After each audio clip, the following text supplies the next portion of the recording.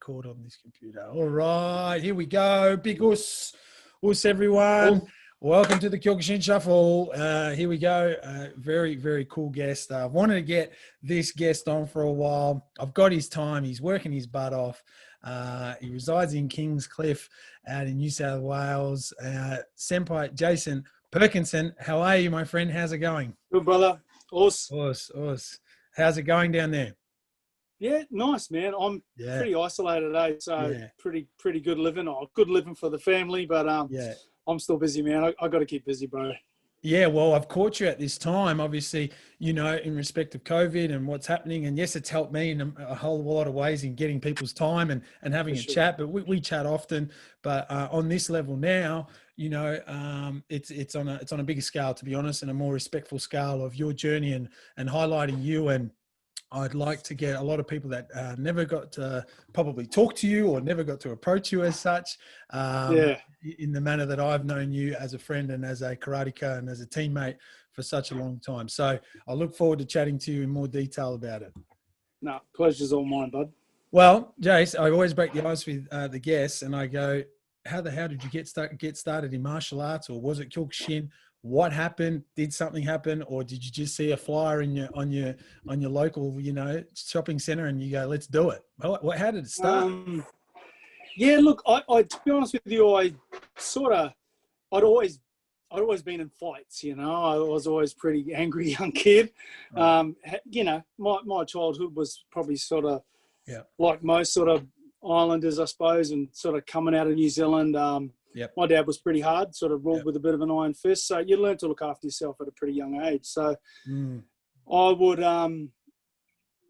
you know, the way I was sort of brought up was a little bit, you know, you sort of ask politely once, you shouldn't have to ask twice. And usually that twice would end up in a fight or things like that. But you sort of create a little bit of a bad reputation. So, you know, cut a long story short, mate, I got myself into a little bit of trouble. I never lost the fight pretty much on the street, you know, and I was about to be a dad at the time.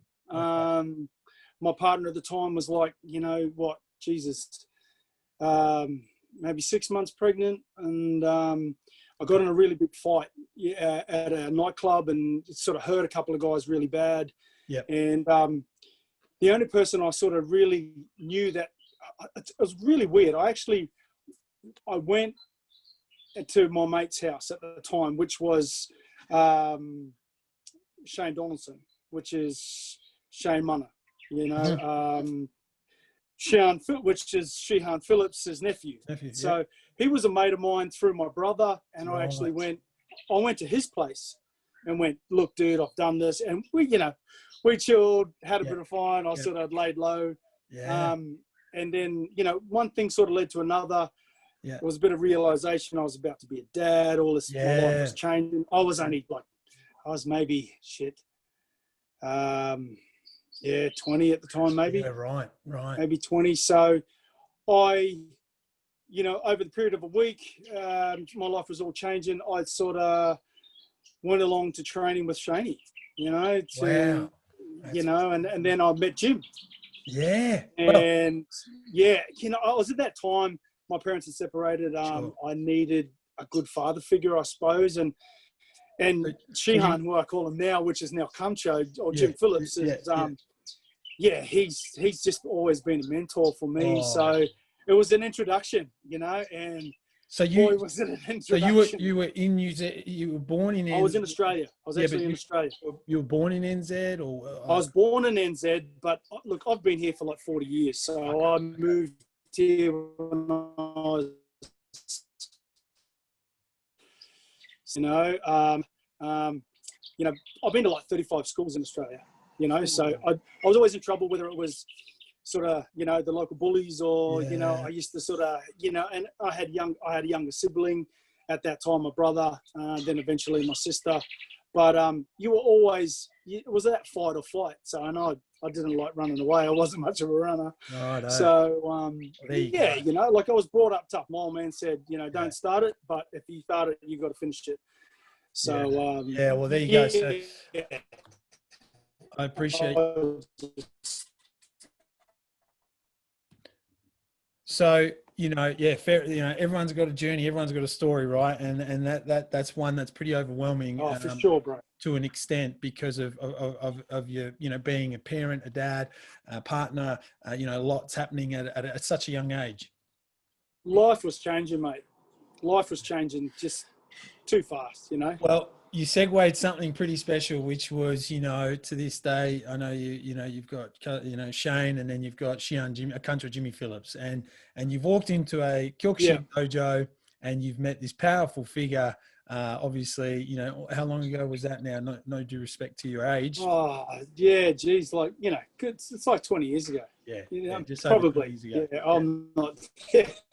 Yeah. But yeah, it was at Kensington when he was upstairs from the Automata Kensington. Yes. That was a bit of a legendary dojo. There's some nice fighters then. Yeah. So you walk in there, you're you know, rough and rugged. You're like a, you know, rough diamond as such, and Shion at the time, you know, how did it progress? What was something that made you fall in love, man?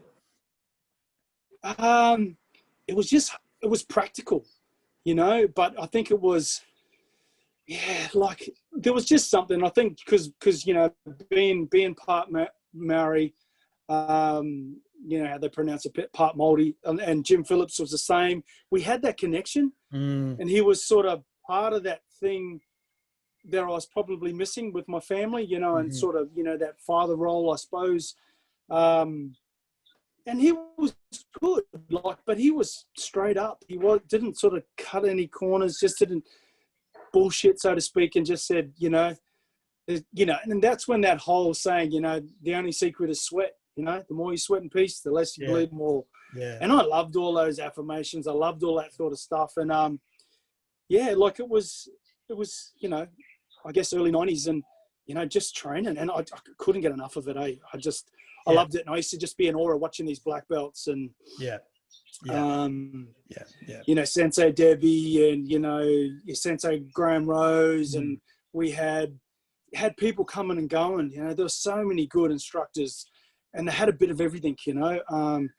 I'm even, it was the ones you'd least expect, you know, like I'm a pretty big guy, so you sort of expect, you know, like he's going to be big and strong. But one thing I liked about Kyokushin, you couldn't judge a book by its cover, you know, and you couldn't judge the small little green belt. You went, oh, he's not too bad, you know, and then it didn't matter. It was just so exciting. You couldn't, the guys you thought were tough weren't really tough, you know, weren't as tough as, you know, I remember seeing, you know, even Ian Schaefer's dad, Bob, that's a tiny older guy, you know, grey hair, this just didn't look very menacing, but man, the guy was, you know, had been doing it all his life, and he was just niggly. He knew how to hurt you. Yeah, right. You know, I hate sparring, and because you just get hurt all the time. I'm like, shit. Oh, well, that's cool. That's cool. So you get your hands dirty. You're under a powerful teacher. You've got a great base now. You've got a family, you know, as such, a community, and you've got what the dojo brings that gives you, you know, that energy away from what you've been doing, you know, as a job, and then you're raising a young family at that stage, you know. Yeah. What those factors and all those things, you know, all of a sudden, as I've said to others, you're 3, 4, 5, 6 years in, and then this illustrious, hey, you're a chance to go for your black belt here. You know, how did that come about, and how did you start seeing that? Was that that you wanted, you know, deeply? Yeah, well, I used to, like, I could hold my own with the black belts at an early stage. It probably was, I think I could just take a bit of punishment. I think my pain threshold was pretty good. Yes. And you know, I call Kancho Jimmy, I call him Uncle Jim, you know, like he's like my uncle, like he's like a father figure too. I would, you know, he would just grin and just look. I loved it, I loved copping and hiding. I loved, you know, but I liked just, I'd wait till they'd wear down, and I'd just try and get a couple of shots in, and, you know, and just keep progressing. I mean, it was pain. It was just, I have a saying that, you know, pain is love. You know, pain is the love you give yourself. Right. And you learn to live with it, learn to live through it. And, you know, like in the first couple of years, it changed pretty quickly. because I had, you know, like as things eventuated, I'd sort of done a couple of novice tournaments and things like that. And then, you know, I was a dad. It didn't sort of work out, and I had a 2-year-old daughter. And I was just training full time. I just sort of pretty much trained as much as I could. Kancho got me a job doing security. Okay. Working just outside Taylor Square in it's sort of like where Oxford Street joins the Cross and all that sort of stuff. I used to look after there was an old guy at a newspaper stand. So I do security Thursday, Friday, Saturday, Sunday. So sort of from, you know, 11 till about 6 or 7 in the morning. And then I would go and train down at City Gym with another friend of his, a guy called Bags, a guy called Freddie. And we used to just do strength training and bag work. And then I started to get a bit serious, you know, and I could hold my own a little bit more. I'd done a couple of tournaments, couple of novice tournaments, and sort of won them and did all right. And it was just, I think the whole black belt thing was always there, but I'd sort of jumped a few grades and done a few things. And I never asked for anything. It was just, he would, when I thought I was least amount ready, he would go, all right, you're going to grade today. I need you to come and fight a few guys, and then surprise grading, you know. And sure. Yeah. And I think that's sort of how my black belt came apart too, you know, that it all sort of came together. I would, and like just before that sort of time, or just in that transitional period was when I met my wife now, which was through the dojo. Yes. I'd actually, Jim had put me in contact with a couple other people, like through work, and I was pretty much didn't have a car. I was training. I was on the train all the time. So I was just listening to my music, and all I was doing was training. I just needed a job that would pay the bills to afford me to get on a train and just, and that's all I wanted to do. Right. You know, and then, you know, Sharon told me my black belt was coming up. You know, the kata was always the thing, you know. I was always trying to work on my car. And then they bloody invented Ura. That was trying to go backwards, trying to be dizzy. Yes. So I trained. I pretty much took, you know, I'd only just worked part-time and stuff like that. And I was ready. I was ready for my grading, you know. Unreal. I'll never forget that day, you know. And it was the whole 40 fights back then, you know. Yes. And Jim would always throw a spanner in the works and change the rules, you know. So I was ready to go. I was training, you know. Yes. I was doing anything and everything, doing sand hills. I was ready to go, man. I was not going to be unprepared. So the day of my grading, you know, like I was going well, but you know, like 5 or 6 hours in, you did all that, did all my braking, did it, and I was like, man, I'm good to go. I'm like, you know, and then all the black belts turned up, and there was black belts I'd never even seen before.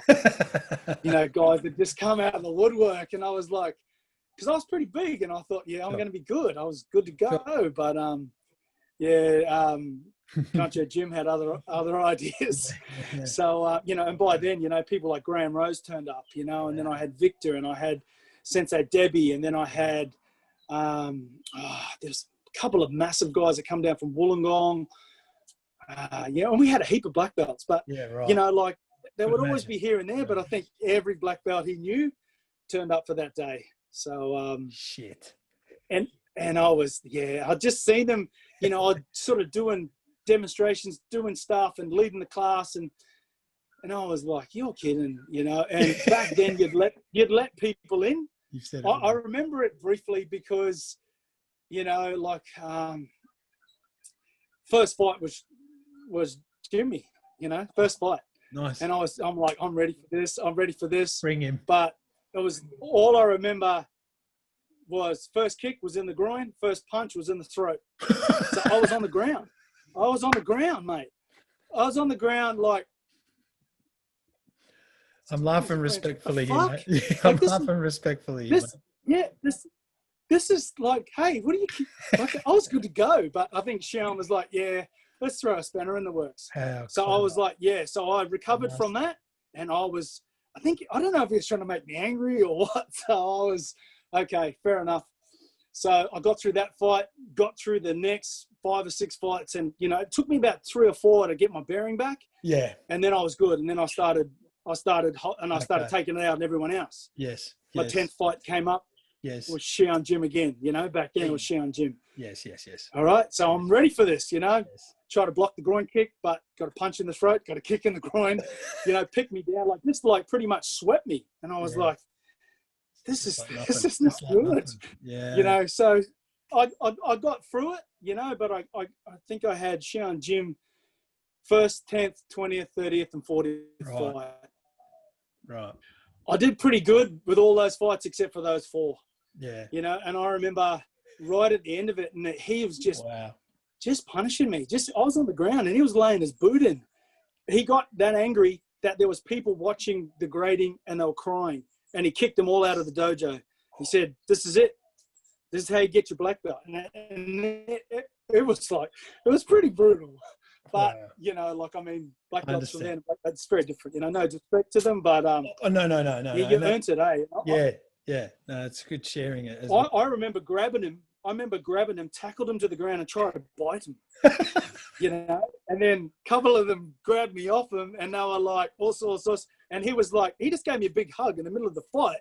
And when he goes, "You didn't give up." He said, you tried it. Still tried to win.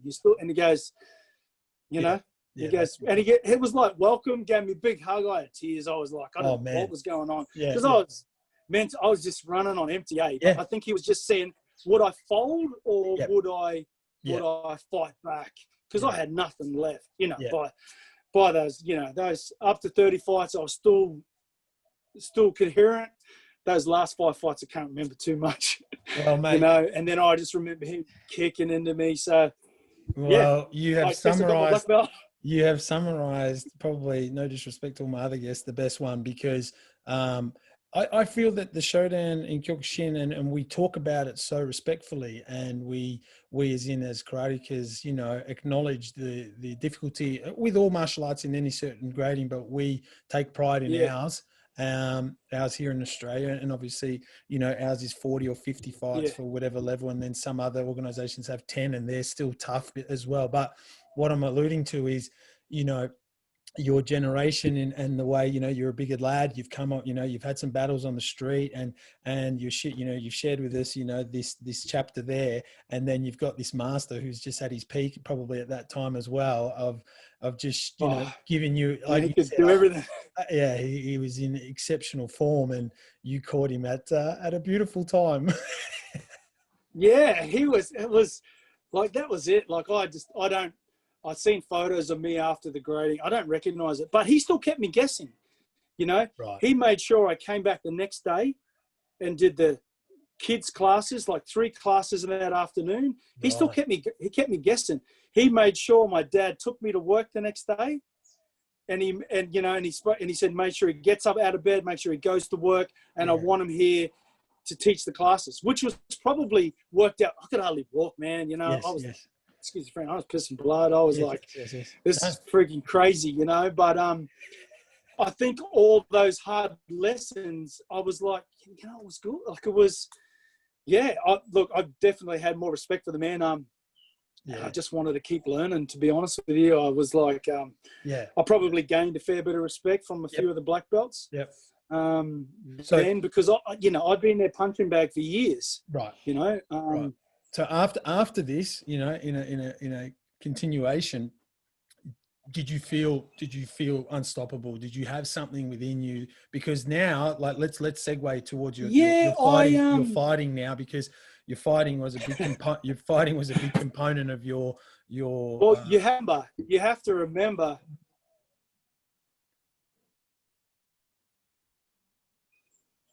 Oh, you there? Yeah, you have to remember that. Are you good? You paused or? No, I'm good, man. Go for it. You have to remember that before this, I had already gone to my first world tournament before this, the black belt. Right. So I don't mean to jump, you know, like just. No. Yeah, I'd actually. So like, before, I think first world tournament was 95. Right. So I was only a green belt at the time. And he asked me to come and train with the couple of fighters that he was going to take to the world tournament. And I was like, oh, because it was black belt was only ever like Friday night class, or maybe every couple of weeks or once a month, and everyone would turn up. I was never allowed to go because I wasn't a black belt. But when they were sparring, he would ask me to hang around and spar with the black belts. Right. So I didn't know what his whole idea was. Maybe he had an idea and didn't tell me about it anyway. But I trained for the few months up to that tournament, to the 95 World Tournament. And he asked me to just come and train and do the fighting and do the training. So I do the classes, and after every class, it was like 30 rounds on the bag, just running on the spot, just conditioning, and he'd beat the shit out of you, smash you with the Shingai, whatever it is, just happen.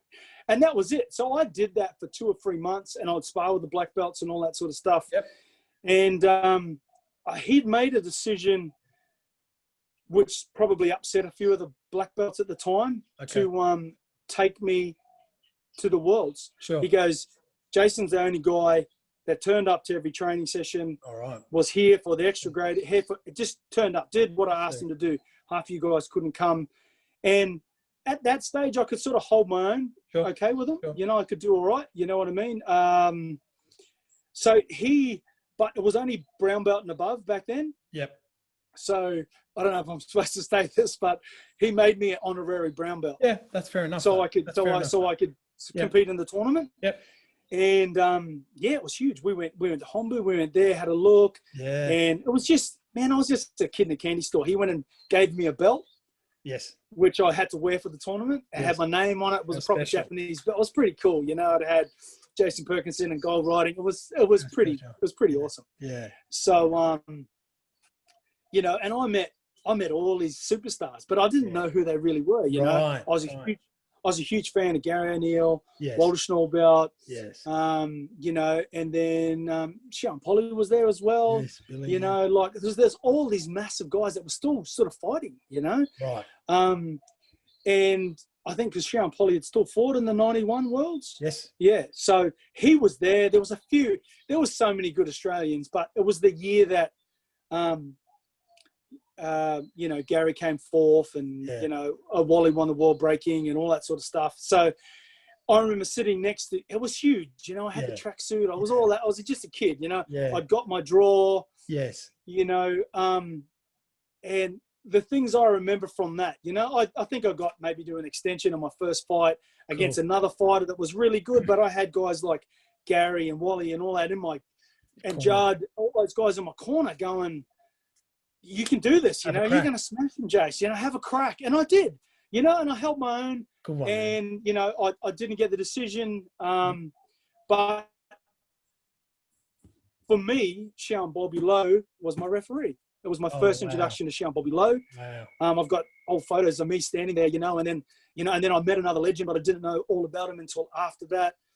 I sat next to Francisco Filio and Walter Schnaubelt, and I was just trying to, I just wanted to hang around with them. It's like sitting next to Tom Cruise and Brad Pitt. I was like, hey dudes, So I was with those guys, and I asked Sensei Wally. I said, what is he listening to? What is Francisco listening to?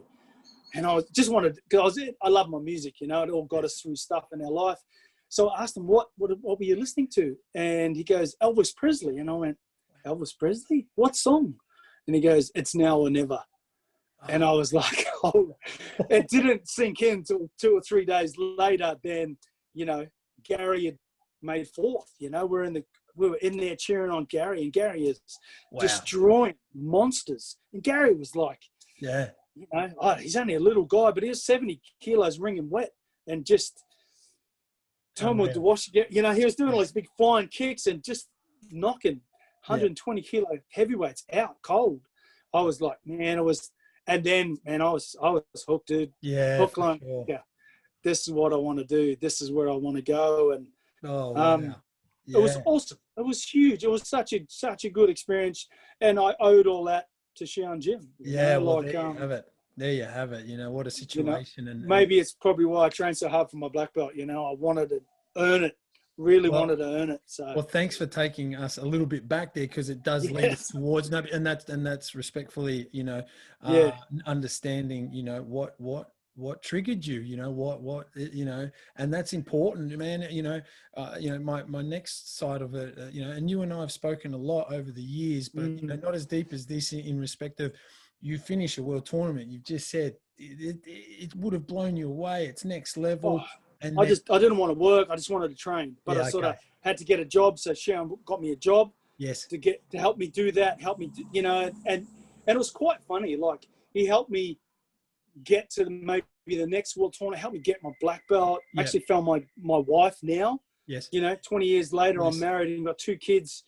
Like, back then, she just supported me too. And, she did pretty well for herself too, being an ex sort of ballerina.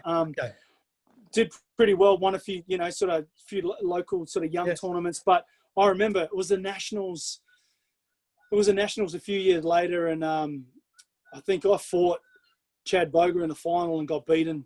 I still had injuries. I just wanted to fight. I didn't care if I was winning or losing. I just wanted to keep fighting. Yes. I remember, but I remember that it was so funny. I probably retired my wife and made her have kids because she was showing me up, because she had lost on Maria was the world champion at the time. Maria Rich, yeah. And she knocked out Maria's sister in the semis, and then fought Maria, and then lost on a decision to Maria. So I went, that's enough. You're showing me up. You're going to have babies now. It's back to me. So, and all that come from that Kensington. Wow. So a lot of good memories. And met people like, Sensei Graham Rose, who's just a weapon of a dude. I met his brother. It's quite funny. I don't mean to go off track, but no, you're not. Go. Graham's father and my father were friends in New Zealand. Oh, wow. My dad used to work on the door, and his dad was a publican. So my dad used to do a bit of security, and then Graham Rose's dad used to be it was a always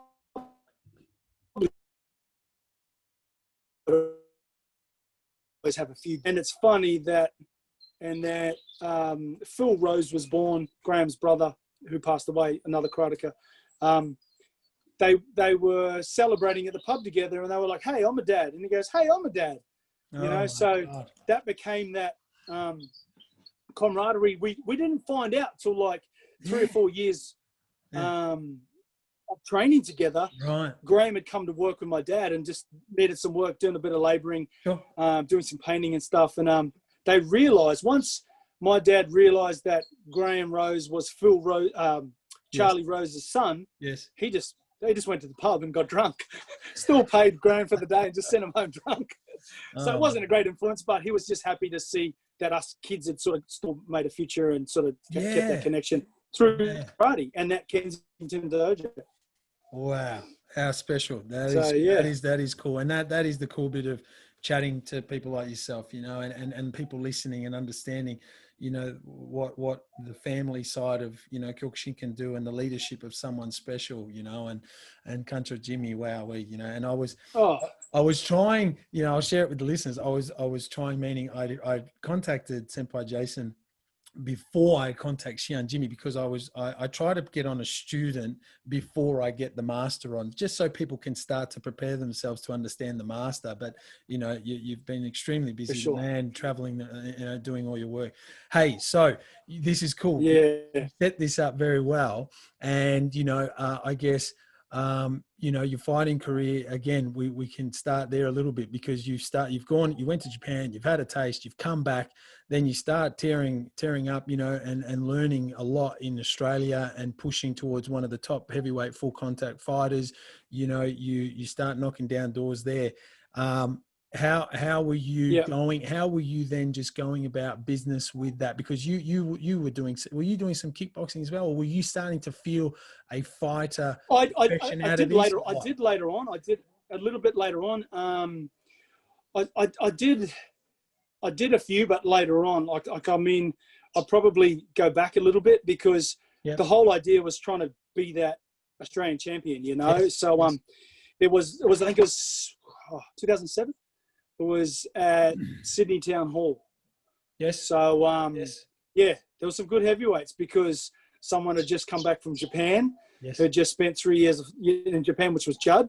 Yes. And I knew of these guys, you know, they were like, you know, yes, they were legends, but you never got to meet them. And you meet them, and they're the nicest people you could actually meet. Yes. You just, you know, like you meet Graham Rhodes and go, oh man, it's pussycat, but dude, punches like a truck. Yeah, exactly. So it was that tournament. I was ready for this tournament. It was good, you know. I could hear people like Judd hitting the big mitt, and it was like the dude was so big and so fast, you know. Right. He was sort of, you know, left, you know, the whole story, left 70 kilos ringing wet, come back about 100 kilos later, 3 years later, was a young lion, did all that. So it was like, you were in awe of these guys. It was a big tournament, you know. There was Canada and stuff like that, Australia, New Zealand. So Town Hall was pretty special. So you know, and I got you know, like I was pretty much in awe of Wally because of the world tournament and stuff like that, but I never fought him. So here was my chance. I didn't get to fight Judd, unfortunately, but I got to fight Wally for about maybe a minute and just dropped me with a body shot, you know. Wow. But I've been watching him and watching Judd destroy these guys, you know. Sure. Judd with axe kicks destroyed this guy from America, and I was like, broke him in half. You know, it was like a cartoon. The guy was he was had it. And then Wally was dropping guys with body shots and knees, and I was like, it was like watching that movie Kickboxer when Tong Po was kicking that column.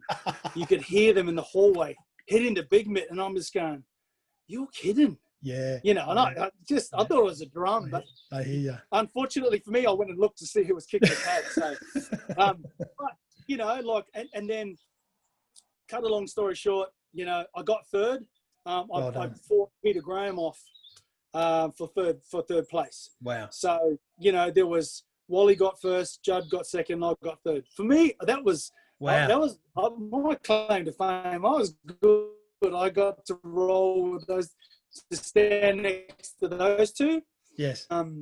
Yeah, you know, and Peter Graham, who became, you know, world, and he was a bit of a nemesis. We fought each other for heaps of times. I think it's 4 fights, 2 each. He won 2, I won 2. You know, but he was just another. I remember losing to him at the state titles, you know, about a year earlier, and then hopped on a bus to go to Queensland to fight state titles the next week. You know. Cool. But it's just back then, I just wanted to fight, you know, and I think the winning was a bonus, but it was just learning so much, you know. And then I was in such awe of Wally because Judd was a weapon, but, you know, Judd dropped Wally with a body shot, you know, and Gyakski, you know, like and I was like, man, you know, like how could he? And I just seen Judd annihilate everybody, you know. So Wally was the heavyweight of heavyweights back then, you know. So he was going to have a big tournament, and this was like maybe a year or so later. So it was the first PNG tournament. They invited heaps of people over there, and I went over and fought. And I was at Uchi Deshi for about 3 months after the tournament. So because Shodan, again, you know, Shodan Jimmy knew Wally. Had sort of, you know, Wally had stayed with him when Wally was touring the world, and they were good friends. So out of respect for Jimmy, I was became Wally's Uchi Deshi over there in Papua New Guinea. Walk us through that. That was a whole other story, you know. Well, give us an insight. Yeah, the tournament was good. The tournament was awesome. Tournament was awesome. You know, it was hot. It was crazy, but, you know, I fought one of the first PNG guys, knocked him out with a head kick. Beautiful. My foot was busted. I reckon I broke my foot. Second fight, I need another guy in the head. And then my knee was all busted up. So I think then I fought, I think I got fourth in the tournament. Okay. I ended up, but we were all in a hot, sweaty room. Richard Hood was there, which was another bit of it, as I never got. So I had like 4 fights. I fought the North American champion, a guy called, I think there's an old photo of it, and he was like head and shoulders bigger than me. He was like 6'6", 125. He was a monster of a dude. I was looking at his chest, but he was I think it was Stuart Corrigal. It was the Xian over there from Canada. He brought his heavyweight champion out. So I'd fought him for 3 rounds and beat him. Yep. And then I had to fight who do I have to fight? I had to fight Richard Hood. Okay. And I lost to Richard. Richard went to the final, and then I fought Graham Rose off for 3rd place. So I got 4. I was pretty broken, but that was a pretty good tournament. There's some good fights. Yeah, that sounds great. There's some awesome fights, but that's a whole other story. How did you go? Under Sensei Wally, how did you go for 3 months there? You know, give us an idea. Were you training every day? What was the level that did he take you to another level? What did he give you? What was some of the things that? I think he was pretty happy to make me cry and throw up every day. I think that was his punishment. He was training for the All Japan at the time as well. All right. So you just trained. You know, I would get up at 5 a.m. I've got a diary about it. You know, it was pretty hard. So you would do hill sprints. You would train. You would either do run, swim, run. So you'd always do 2 or 3 hours in the morning of sprint training or track work. 400-meter sprints, and it was just sprints up the sprints, big mitt, mitt training, bag work. It was always like that. And then you do swimming training. The next day would be swimming, so sprints in the pool, and then you would just get out and you'd do, you know, calisthenics, and you would do like conditioning, and then you'd do your classes at nighttime. You do 2 or 3 classes at nighttime, and he would just, he'd make you eat. He'd take me to breakfast every morning, but I was too buggered. I could hardly eat. He just smashed you. But I became a bit of a guinea pig. So like before that day, I could only last maybe 1 minute with Wally, you know, and with, you know, no pads on. So I got to the stage where I could train with him, and he had some awesome fighters back then. They were only young, but they were raw, you know, like, and there was a lot of them, you know. I remember sparring and stuff like that, and there'd be like 10 guys, 5 in each line or 10 in each line. And sometimes you were fighting in candles, you know. I was the only white guy over there. You're trying to make a joke so you could see them smile with their teeth, because it was like blackouts, power shortages. Wow. And Wally was brutal. Wally was like, he'd knock him out and just drag him to the side, give him a slap around. Are you okay? You're awake? And I'll be like, do I got? And he goes, nah, get back in the line. Let's go. You know, and he would just be, he's brutal, eh? So, you know, good one. Just, I could understand why he was the breaking champion, because if he hit you like at full, like you'd have the big gun done and all that sort of stuff on, but he cracked my sternum with a punch. So so I was like about 2 months into it, and you know, like, you know, we did, you know, like there was some good stuff that come from it. You know, I broke river stones and stuff like that with him. You know, I was one of the only other guys to be able to do it. So he taught me how to break him on an anvil. You know, I carried the stones around for about a week, and it was pretty cool. But just that a guy that big could be that fast. So he would, you know, doing all the water training, I think helped, which I did years later. You know, I just kept taking on that water training. But yeah, look, you know, I managed to get the 3 months. You know, by the end of it, I could fight him for like 5-10 minutes, you know. I hold my own. I was still broken after it, but hold my own, you know. I think I was just a moving punching bag, but he was training, you know. He was training. He sort of gave me little jobs. I'd do security over there for him and stuff like that. But he was a busy dude, had his finger in a few pies, good businessman, smart business guy, and he just did everything 110%. He didn't do any light punches. He just hit you hard, and that's all it was, you know. But I remember when he cracked my sternum, I was like, I couldn't breathe, and it was cartilage. So, you know, it got better. It took me a while, but I had so many injuries. You know, 3 months, I did that. I was so grateful and so humble and so thankful. I went back to the dojo. One thing he said to me, I guarantee you nobody in Australia is training harder than you. Right. So that kept me going. That kept me going as much as I was broken. You know, made me write a diary, made me write stuff like that, which helped for later on. Sure. You know, and like I read some of them now, and it's like baggage I don't need to listen to. You know, like I'll take some of it and go, yeah, I can do this. This is all good. But yeah, you know, those people like Graham Rose, I went back. I had a few injuries. But I went back and, you know, it was like everyone was in slow motion. It was, wow. you know, nothing, you know, no one hit like him. Yeah. Nobody hit me like he did. Yeah, right. Hey, You that's know, pretty special, man. That is pretty special because, trying to get Wally on, but he's a busy man, and you know, but for you to share that as well, because there is that. There's only one Wally. Yeah, and for a lad like me that came in at 2000 and didn't get to see him at his peak, and even Gary and Sensei Gary Neal, you know, good to understand, you know, that level that you've just mentioned. Then, so a lot of us get to hear that it was 110%. It was no BS. They just had timing. They just had impeccable timing.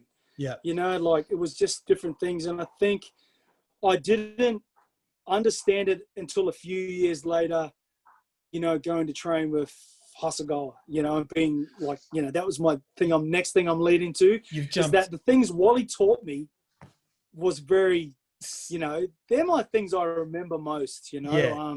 Let's get to that because I want to bring up a story and nice segue here for Uchi Hasegawa, because that's another block that again you could talk for hours and weeks about, but we got to keep it within. For sure, mate. For sure. So there was a year here. So I'm going to share something with you and to the listeners in respect of Senpai Jason. So in 2000, so I started in 2000. In 2006, I won a VIX, and then I went into 2007 to the VIX, and you were there. And my training partner, Senpai Dane Carroll, at the time, we're young pups here, and I've got a title under my belt, and my Shian Billy says, you're nothing unless you win 2 in a row. You know, like, you know, that type of pressure and that type of, you know, coaching. You're only as good as your last fight. Yeah, mate. You know, I was fortunate. I came in out of nowhere and won the 06 as a brown, like black tag brown. So I get my Shodan and then I'm ready to go into 07 with a bang. And you're there as such. And I make the final, and I fight Senpai Daniel Fox, rest in peace. And I didn't put it all together that in the final.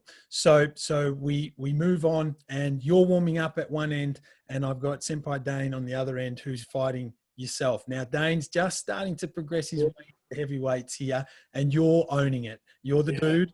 You know, so as you've been gesturing those other lads as such, that when you were coming up, then we were coming through, and you were that dude, and we were like, listen, don't we're like, hey, you've got this.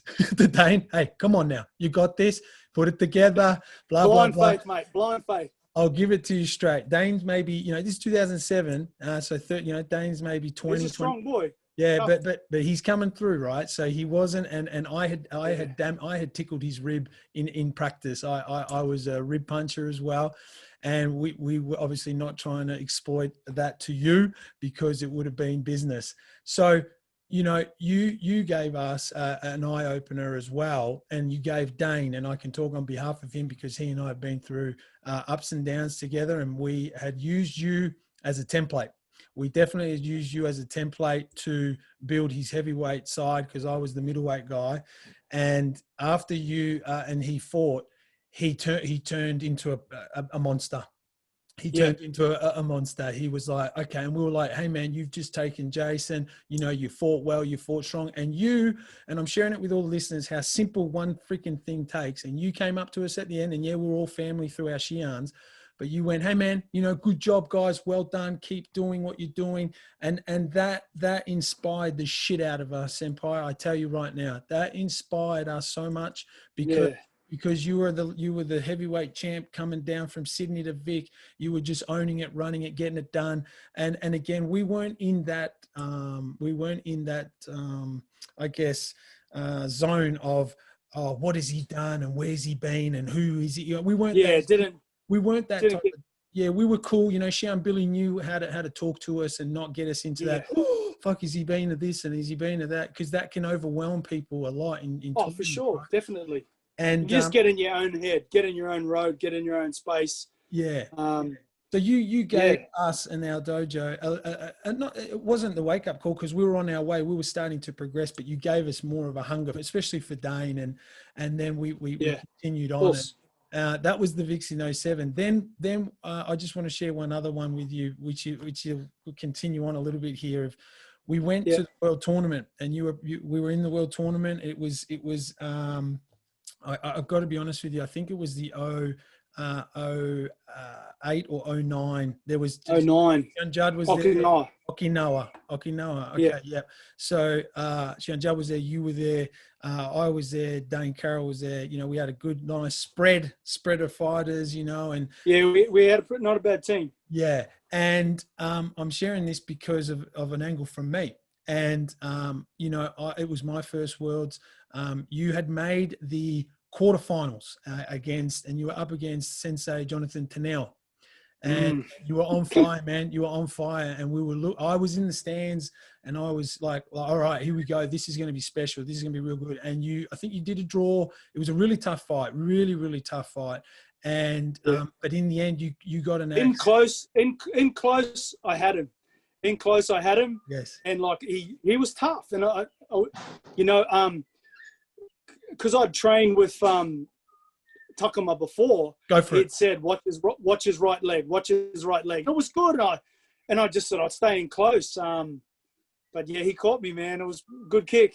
Yeah. It became a bit of a highlight reel. Yeah, and I'm not bringing it up to rub it in, but I'm bringing it up. Yeah, and you got an exceptional kick had to get you, or an exceptional something had to get you because you were so on point, and you'd trained 10 odd weeks or 12 weeks with Shodan Hasegawa, and we'll get to that in a sec.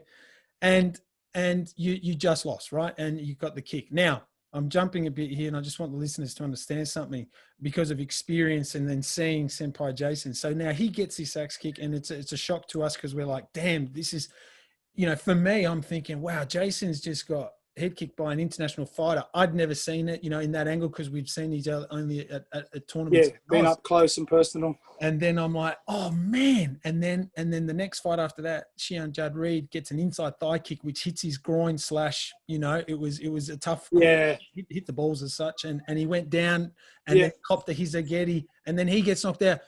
So we're all like, what? These legends of ours have just gone down. Top guys are all, now are gone. Yeah. Now we all come back, and we all come back to Oz, and we do our business as such. And then I went on, and I was lucky. I won the 08 Nationals, and then the following year, guess who I get in the second round? Now you weren't there, and I can. No.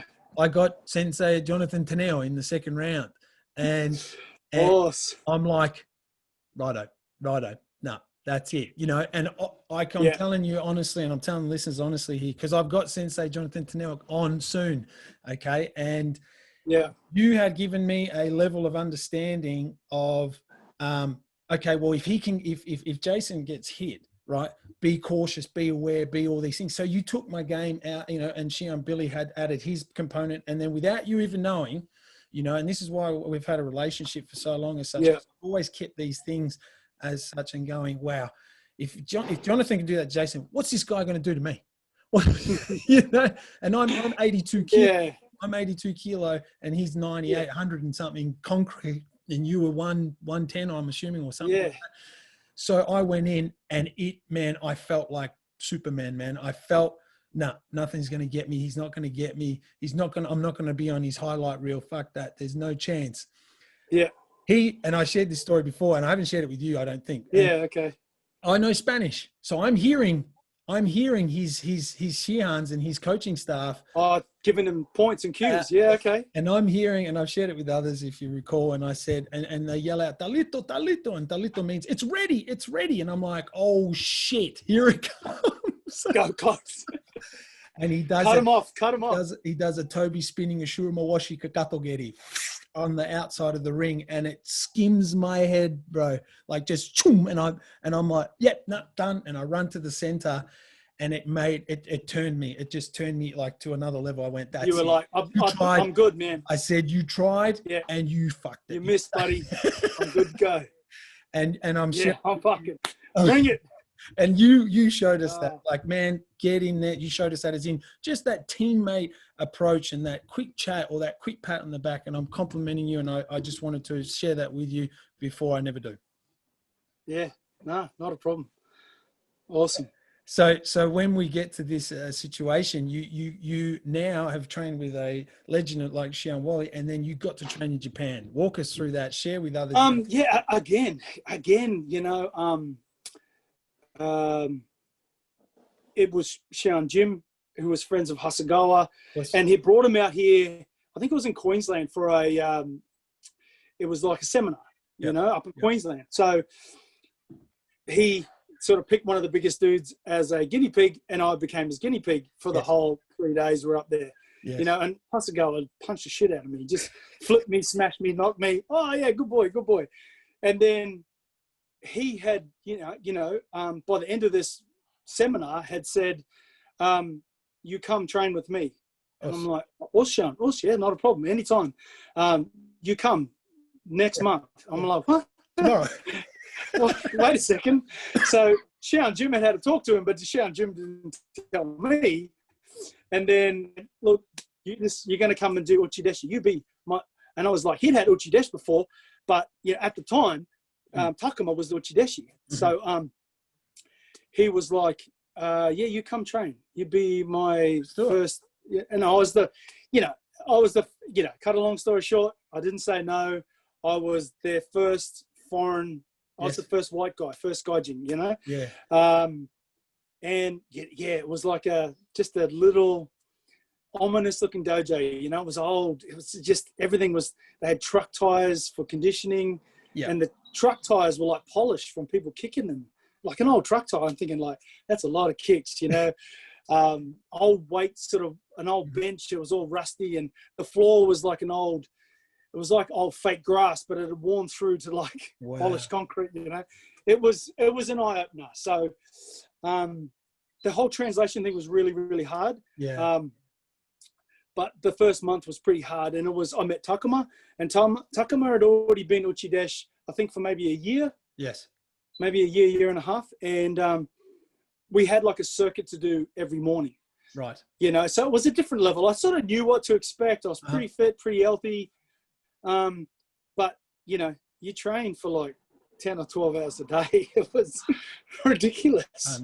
I was like, these guys are crazy, man. Like, looking back at it now, you would train, it'd be minimum 8 to 10 hours, including your training in the morning. So you do a training session in the morning, which would be sprints, and Hasegawa would just come out of nowhere. You would just walk, you do a fast walk for 1 kilometer or 2, then go to these hill sprints, which were like 100 meters, 200 meters long. You do like 10 of them or a dozen of them. Then you'd walk back to the dojo, which would take a couple of hours, but every now and then he'd pop up out of somewhere. You'd go and have a cup of tea, and he'd give you notes, and you just had to train hard. You didn't want to see you with your hands on your hips, whatever. Right. And he was a bit Mr. Miyagi sort of styles, but like he'd always wear his pants really high. And yes. But he was just such a different character. He's always smoking and different things. So he was your out of the norm sort of guy. But sure. when he'd demonstrate something to you, I remember him hitting me, and I was only about not even a meter away from him, and he had hit me with koken with the back of his, and he just did it in reference. And man, I reckon I was like 10, 15 meters down the hallway. It was like being back kicked by Wally. Oh, wow. So it was like, I had no idea. So the first 3 or 4 days were pretty full on, because he gave us the circuit to do. Yes. And because of the translation, I had no idea. Like I thought I had to try and keep up with Takuma, who'd already been doing it for like a year and a half. So I was balls to the wall, man. I was going for it, Sure. And by this time, it was like 30, 40 exercises. Put it this way, everything was 50 reps of everything. And there was like 1,200 reps in a set. And you had to do as many sets you could before the classes started at nighttime. So you're there for the whole day. If you were lucky, you would have a rest at about 1 or 2 in the afternoon. And if there was no errands, you might get an hour's sleep. you would get fed. So we were staying at the dojo. We were staying at another dojo, and we would have this little van, and we would do our training in the morning and then go and do the circuit class and just do circuit, like bench press, head conditioning, bag work, you know, bit of sparring, bit of everything else. And every now and then Hasegawa would come in. But 3 or 4 days into it, I was toast. My first week, I was like, wow. I was, mate, throwing up both ends. I was like, the heat, I couldn't keep up, couldn't get enough water in me. I was really, you know, Hasegawa would come up and meet you every couple of days and just grab you by the waist, you know, and I'd always had a bit of a love handle, and he'd come and go, oh, too big, more speed, too big, more speed, Oshan. That's all I could understand. So, I was really sick this day that he came in to see us, and he goes, and I wasn't doing it. I said, oh, Sean. So he took me upstairs to where Kazumi, well, his daughter was living, and where we ate food like lunch and dinner. And he took me up there, he cracked these like little Mr. Miyagi style, gave me this medicine, gave it to me, taped my body. This is the first time of kinesio taping, taping all my body up, and then wrapped me in this like thermal blanket sort of thing and went, just rest. Okay. So by that time, I'd sort of had a sleep for a couple of hours. And mate, it was like I was brand new. Like I was just, it was so crazy, dude. Like I thought I was going to die. I was like vomiting and throwing in like proper wrong. I had diarrhea. I was like, man, I couldn't see. And he did this, you know, Mr. Miyagi did all this magic on me and just sat me there with his daughter, and she just watched me. I had a rest, and then I actually I put my gi back on out of respect, and I just went to go sit at the back of the night classes. And then, you know, and then he comes and gets me, and then it was so I must have had a sleep for a couple of hours and rested for a couple of hours. And then I felt okay. And he said, just slowly. Okay. And it was that night that it all changed for me, because I met one of the white belts was a translator. Beautiful. So I met this, and it just, everything fell into place. So he just said, just take it slowly. It wasn't a race. He said, just write your notes, teach your notes. So, you know, like I had the first copy of Hasegawa's book that came out later on. This was all leading up to the open weight All Japan tournament. That was the idea, to train for 3 months and go and fight in the All Japan. Okay. So we trained, you know, and I slowly progressed and got through, and this was leading up to, you know, to trying to, you know, grooming Takuma and stuff like that. So I really got to know him. Got to know his black belts. You know, we would train 6 days a week, 8 to 10 hours a day. Some days you felt good. Some days it was just a bit of a blur. You were going through the motions, you know. You know, I remember having fun with Takuma, going, you know, because I'd done a little bit of BJJ, done a bit of kickboxing by then, you know, and I said, oh yeah, what about your takedowns? You know, single leg, double leg, done some wrestling with Ian Schaefer and stuff like that. And I was like, you know, and he goes, he goes, I'll show you my technique. And I was showing him stuff, but then he was showing stuff, and just different locks and lead locks and sweeps. And I was like, you're kidding. He goes, yeah, I have judo black belt. He goes, easy, 9 months, no problem. I went, what? He goes, I do. I live with judoka. I train full time. 9-10 months. I was like, yeah. Okay. So I was out of my depth now. So. Oh man, but that's still special, isn't it? Yeah. And they would train. All the fighters would get together secretly on our day off and just do big mitt training and sparring. Because it was supposed to be our rest, but we thought we needed the extra work, you know, and it was good, you know, like you shared this with me a while back, and again, another level that you motivated me on is, you know, just you were kind of like, you know, we were having a chat after a tournament or something, and we had a beer somewhere, and you were just acknowledging the fact that, you know, there needs to be another level here.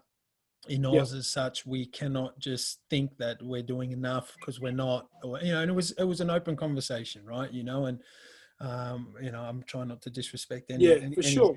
any seniors here, because we work full time. We, you know, raise families. We try our best in all got a these family, things, you know, and you were saying that to me as well. And, you know, but your time there and you just sharing some of that then, you know, is awesome. It's awesome to hear for the others that never get to chat to you or never had a window to chat to you. And that's why I wanted to get you on so badly, because this is why I wanted to do this, to highlight and hear the stuff that I've been able to hear over the years. And, you know, I tell my students some of your stories as well. You know, one of the ones that I never forget, you were explaining to me how the rotation of their body and how they work, you know, just on the on a keg, but like it's like grabbing a keg of beer and just rotating, and you were doing that endlessly.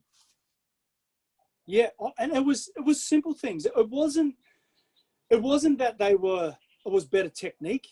It was just they worked on it longer. It was more important, you know, like you might have a couple of good techniques, but they worked on every technique, everything. Right. And then what they did that we didn't do is they would study your body mechanics. Yes. And you think most of us, we sit in a chair, we sit on a toilet, all of that, they don't sit on chairs. They do in offices, but most of their work, so like their tradies, like their shock knee, what they call it, like, you know, a tradesman, they work on the ground, you know, like they're always squatting.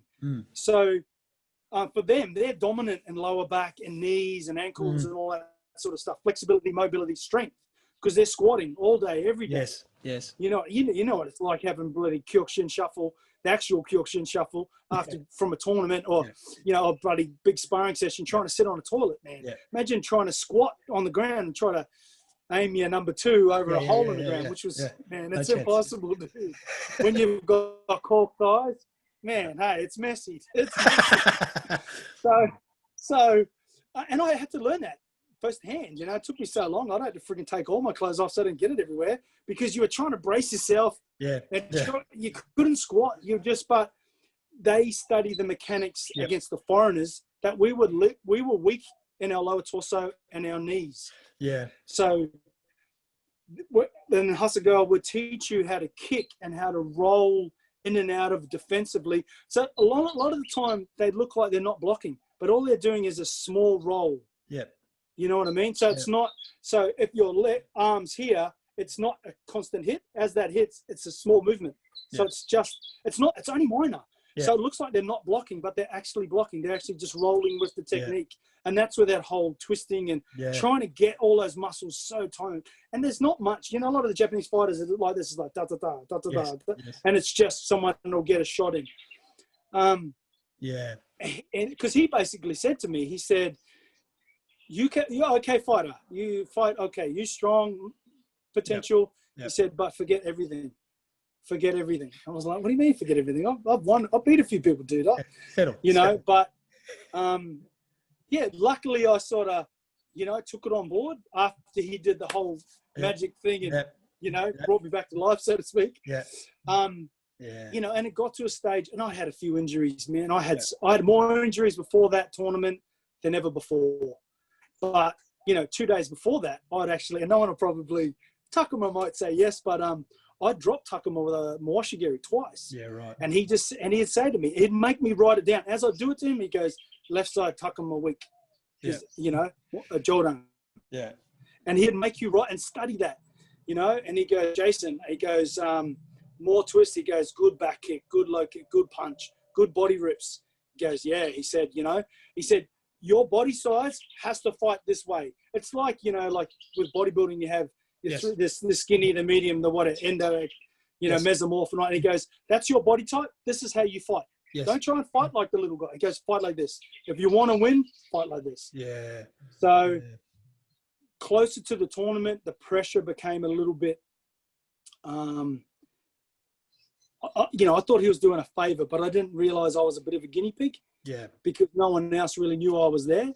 Yeah. And he basically said to me, and his daughter, Kazumi, scared the shit out of me. She's a cute, beautiful little Japanese woman, but very scary and very intimidating when it was about her family's dojo and Hasegawa.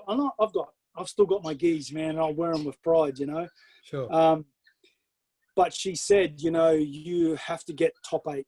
You have to make top 8. Wow. And I said, what? She said, for my honor, you know, you have to be top 8. And you know, and then she was telling me, and that set me down, and it was I didn't realize the pressure until then. And I'm like, man, I'm pretty broken, you know, I'm going to give it a good crack. But he said, if you do not get top 8, you cannot come back. Holy shit. Know? And I was like, man, dude, I was like, what the boys? I was like, what do you mean I can't come back, man? Like, he said, you must win. You must win. Fair enough.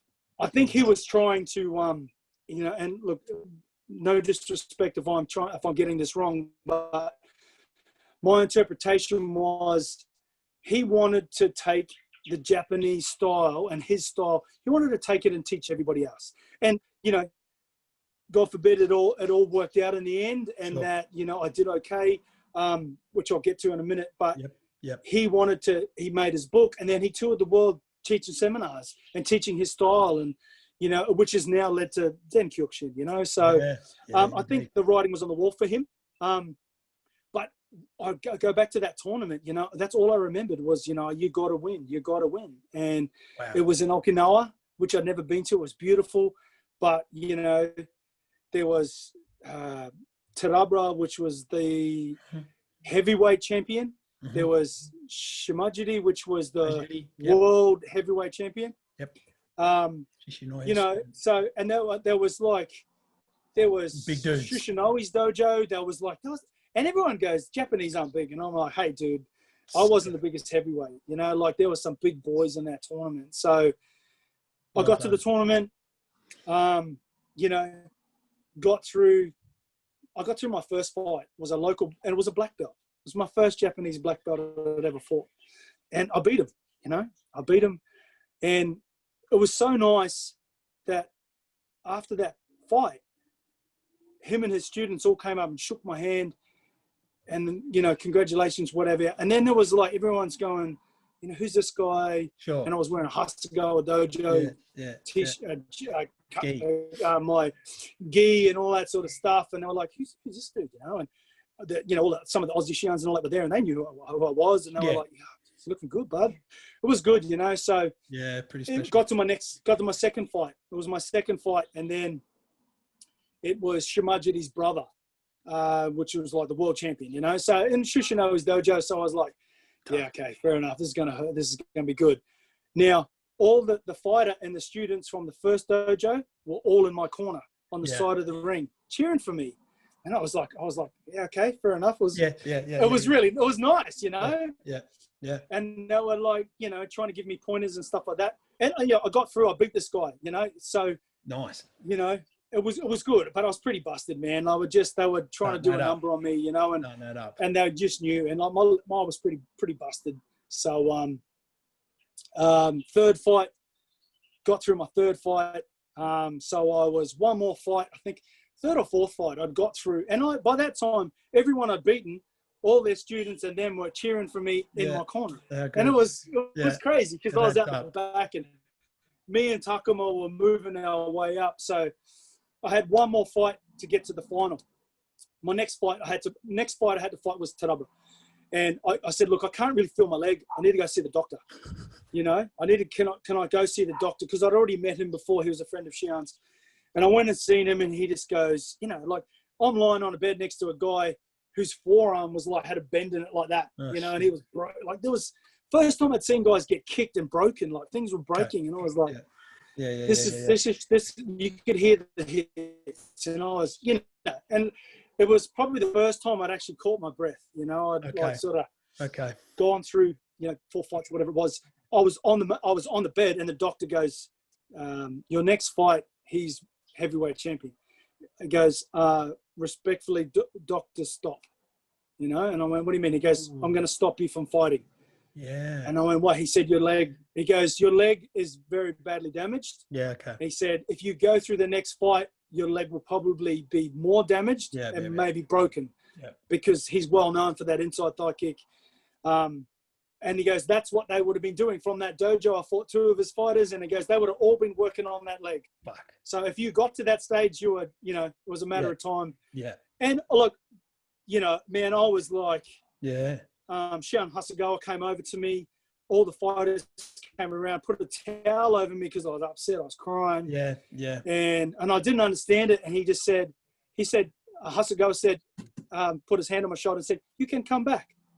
I went, what do you mean? I didn't realize by then I was top 4. You're good. I made the top 4. Wow. I was like, he said, you can come back. So I was, man, it was a bit of a thing. So I had to go out and stop, you know, do that sort of stuff. Yeah. And I was supposed to fight off the 3rd place. Yeah. Which was Takuma. So Takuma got 3rd place, Dr. Stop, all that. But they put all the trophies and all that sort of stuff up, and then they brought me out of the crowd, and I got the Spirit Award. Oh wow, yes. So that was, man, probably it's probably one of the only things I've really kept. Beautiful. You know, like that was to beat. I'd sort of got 3 Japanese scalps. Yes. And I got you know, a Spirit Award trophy. So that was good. That was my great story, man. Yeah, that's special, man, isn't it? Yeah. That's real special. Well, there you have it. It was huge, man. I was, hey, you know, like it was the same sort of thing, you know, like I remember standing next to, you know, like Shimajide and a couple of other fighters, like in the toilet, you know, and you're standing there and your piss is like brown, black, you know, and like you got internal bleeding, you're like all that sort of stuff. They go, good spirit. Oh, it's good fighter. And I'm like, that's how they gauge it, you know, like on the level of internal bleeding you could sort of put up with, you know, and you know, back, you know, you tell other people and they think we're crazy, but you know, like to guys like you and me, you just love it, you know, like it was, there's nothing like it. No. You know? Yeah, well, thanks for sharing that. That's unbelievable. That's really cool. I'm sure the listeners are sitting back going far out, you know, and I guess, you know, we can, geez, I don't know where to go there from there. You got me there because it's such a special thing, you know, and for someone like yourself who, you know, I don't think, and I mean it respectfully, the next generation as such need to hear this, watch this about you and what you've done and how you've gone about it and you know, influence that you've had on me and so many others, just with that, you know, mateship as well. And, you know, how have you, for sure. How have you then, you know, and I know the answer, but, you know, after such a successful / you know, journey in that fighting, you know, side of things and Japan trips and, you know, your commitment and your sacrifice to your family and you got older kids, you know, and putting you know, that, how was the adjustment there for you, you know, when that happened? Yeah, look, I came back and I'd started training. I wanted to learn to box. So I'd sort of, you know, in that period of time, I'd already done a bit of training with Peter Graham at the block at like Redfern, Everleigh Street under Alex Tui. Had fought a couple of fights, won a couple, lost a couple. Did a couple with Mick Spinks over a Double Dragon, and did that. But you know, like I had a really good strength coach and done sort of stuff like that. Did a bit of powerlifting and strongman sort of stuff. But there was nothing. There honestly really wasn't anything like it. And my idea was to try and go professional, but they're trying to juggle the work life, the family life. And you know what? I'd sort of, for my wife then, I'd been away to Japan twice. I'd done sort of certain things. You know, like I was a single dad with a 2-year-old daughter, like when I first went to New Guinea. So my wife, who Jody is, she'd come and look after my daughter on the weekends and do that sort of stuff. Then I'd sort of, you know, a few years later had, you know, gone trips back to Japan, tournaments, world tournaments, all Japans. And, you know what, I'd sort of, you know, I had, work was good. You know, I'm a big dude and sort of covered in tattoo, building a few dance studios and tattoo studios. And to be honest with you, being a big guy covered in tattoos and then turning up with stitches in your hair and black eyes and hobbling wasn't really a good look, you know. Like it worked and I had clients that liked it and clients that didn't. So for me, it was a little bit of opportunity to work hard and maybe sort of help set my family up. And, you know, and you know, they'd made enough sacrifices for me. As hard as it was, you know, the next decision probably to try and to either open up a dojo or Yeah. go professional and go to, I sort of had to go and train overseas again and do those sort of things, which the opportunities were there, but family wasn't, kids were young, family really wasn't, so, head down, ass up and just worked and, bought myself a house and been working and doing all that sort of stuff. I still meet up and catch up with people, but, it's nearly been 10 years, like I just, man, I miss it every day. I still, I remember I watch guys and I'm still picking the knockouts before they happen. I'm sort of trying to move a few things at the moment and move myself into that to probably, hopefully in the next 12 months, start teaching again. Fantastic to hear. Fantastic to hear. I just feel like I've, even the thought. I can help, Shit, yeah. even with the fighters, I bumped into Nathan Phillips. Yeah. Cool. I went out. I was in Sydney working the last month, and I caught up with Shodan again. And I caught up with his kids, and I caught up with some other family members because my oldest daughter still lives down in Sydney. And just, and man, I laid a couple of punches into Nathan's ribs and was like, man, we've got to do this. Yeah. I said, look, you're good. Because I love the kid. He's like my nephew, and I was just, and I just said, man, you're, and looking at that tournament with Judd and all the Japanese fighters, they didn't fight the Japanese how you should fight them, and that's, and I'm a bit biased because, and there's certain things, like, I hear you. And I really respect, Shion Judd for coming back, every time I look at them, I'm like, I'm probably one of the only stupid ones that go, man, I'd love to get in shape to try and fight him again, just to even spar with him and do stuff, because, he's still, he's like nearly my age as well. Like I'm 47, and I remember Graham Rose coming back a couple of years ago and stopped, his car broke down and he ended up spending New Year's with me. And he was asking me, he goes, what do you think? He goes, I've got all these problems and that. I went, man, your footwork's wrong. And I respectfully say it, but I was like, bro, like, work you on train tracks, that foot's that's why that hip's playing up. And I said, turn the body in, elbow in, completely, that's your lever.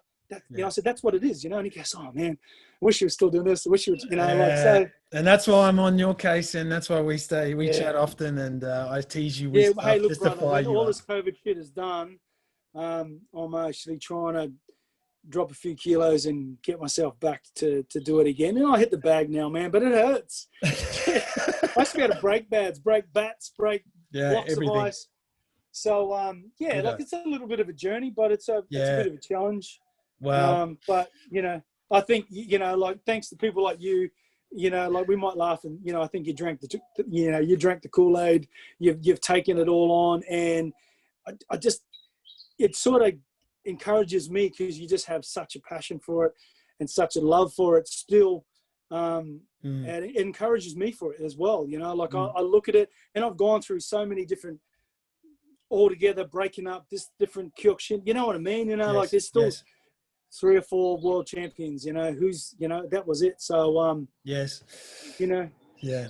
Well, mate, it's been... And that's politics, man. It's a whole other story. But, when all this COVID stuff, I will come down and spend some time with your dojo. Mate, legend.